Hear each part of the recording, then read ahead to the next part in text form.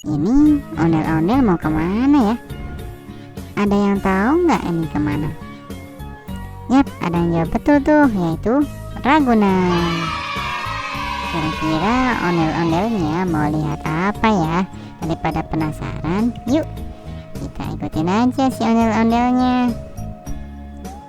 Wah, ternyata ondel-ondel lagi lihat unta, teman-teman.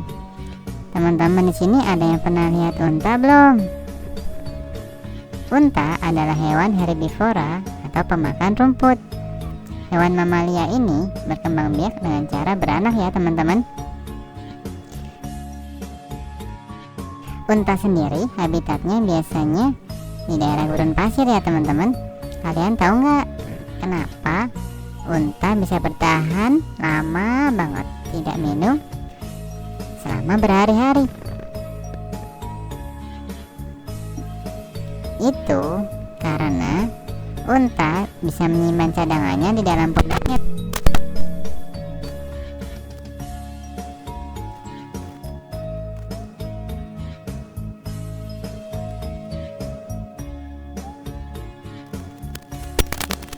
Teman-teman, supaya enggak dehidrasi atau kekurangan cairan dalam tubuh. Yang rajin minum air putih siapa? Ayo komen di bawah ini ya, teman-teman, supaya teman-teman kalian yang lain pada tahu.